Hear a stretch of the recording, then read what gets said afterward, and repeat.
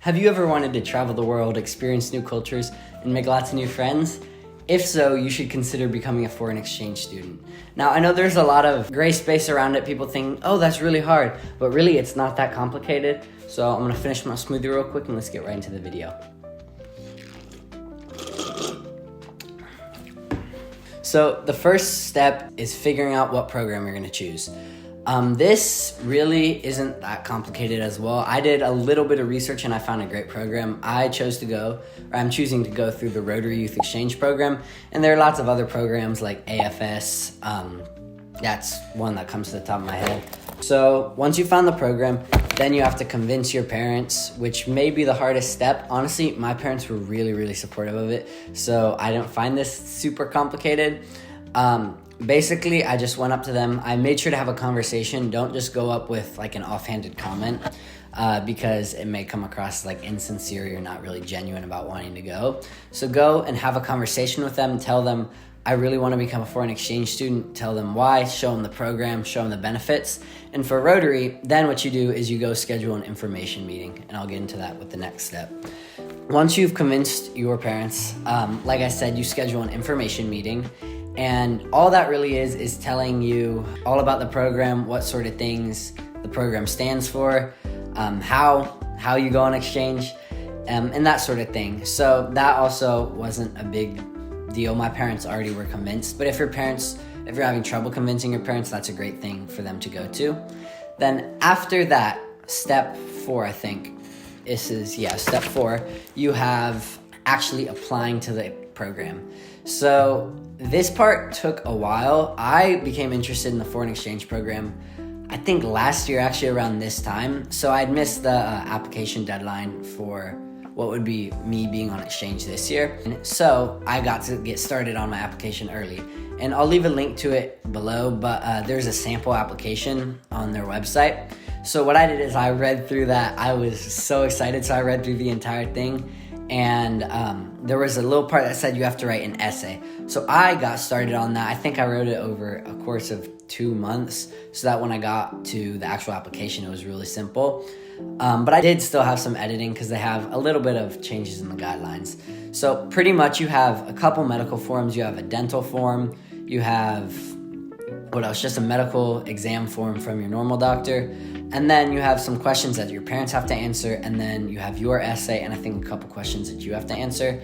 And that really is pretty low-key. Also, you have a letter of recommendation. I actually almost missed that the day before it was due, or I think it was the day it was due, that my recommendation didn't get in time, so we had to kind of rush that.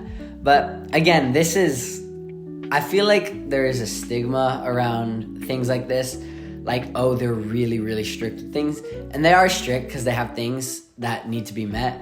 But they're also pretty chill about it. They just said, hey, you don't have this in. Could you make sure to get this into us by this time? And they reach out to you. They're really helpful because they want you to apply and become an exchange student.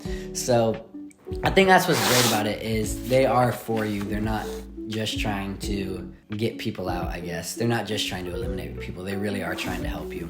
So after your application, if they like you and they're ready to move forward with you, they will schedule your interview. So this bit is really exciting. I was so excited for this. I was also a little bit nervous too, but basically what you do is you dress up. I wore a suit because I wanted to make a good impression. I felt really comfortable in a suit, so I would recommend dressing up for your interview. But pretty much we just went in, we sat and waited for a couple minutes, and then I went into a room with 2 previous exchange students, and they interviewed me. It was just a bunch of questions about myself, like, when have I helped someone recently? What do I like to do in my free time? Just trying to get to know me. And then after that, I went into a second room. My parents also started in this second room. They asked my parents questions on why they want me to be an exchange student. So I went in and I talked to them.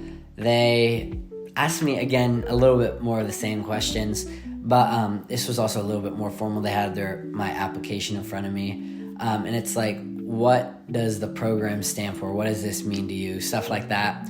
So my advice for that would be know yourself. Make sure you know all about you, what you like to do, where you want to go. That's also key to ask your list of countries where you want to go. So make sure to have that memorized.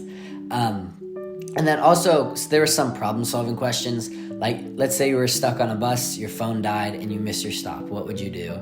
So just stuff to think about like that. I can also make another video on how to prepare for your interview. If you would like me to, just drop it in the comments. Drop your questions in the comments. But yeah, that's the interview process. Then after the interview, if they like you, they will give you a call. So that's what I got. I got my call on Monday. The interview was on Saturday, and they said they give it to you within a week. All my friends said they got it right around Monday or Tuesday. So what's good is they will give you a call, so you know. Once you've gotten your call, you're going to get an email a couple weeks later, and it's going to tell you when your country placement party is. And what that is it's pretty much a party where all the exchange students, so all the people who have been accepted to the program, go, and you hear what country you're going to. For me, it was, we all went, and then they had like balloons with helium in them, and then inside there was like a little slip of paper. So we went one at a time down the row, and we all popped our balloon, and out fell the piece of paper, and it said our country. I can pop a little photo on screen of my little piece of paper, and it says Sweden, right? So I'm going to Sweden. And yeah, then it was also a little bit of networking, just meeting people, getting to know them. We got to meet some former exchange students, and that was really, really fun. But that is where all the hard work begins. From there, you have to learn your language, which is not, I don't know if it sounds easy, but it is not easy. So start learning your language, and there's Rotary Outbound Orientation in mid-January. Also, this is all from the perspective of the Rotary Youth Exchange Program. I don't know much about other programs, so this is all coming from what happens within the Rotary program. But after your outbound orientation, you have a language camp, and then a second outbound orientation where you do your graduation, and you officially become an exchange student. So outbound orientation is really low-key.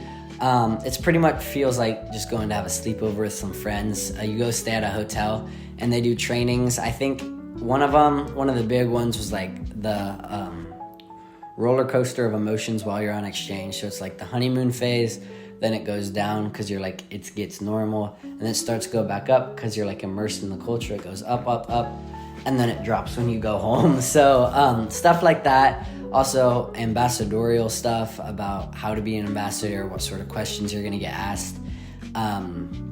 Also, the food is really good. Hotel food, I don't know. The hotel we went to, the food was really good. So keep that in mind. But yeah, so you have the outbound orientation, the language camp, the one-day language camp, and then outbound orientation 2 and graduation. And at graduation, you get your Rotary blazer. And then you leave sometime between late July and mid-September. So that is the entire Rotary Youth Exchange application process. And yeah, I really, really am excited to go on exchange. I will be vlogging my entire exchange and doing videos. Just leave in the comments if you have any ideas. I would love to hear any ideas you have. Because I'm trying to make the best content possible, you know? So leave any ideas, things you want to see. And yeah, thank you guys so much for watching, and I'll see you in the next video. Peace.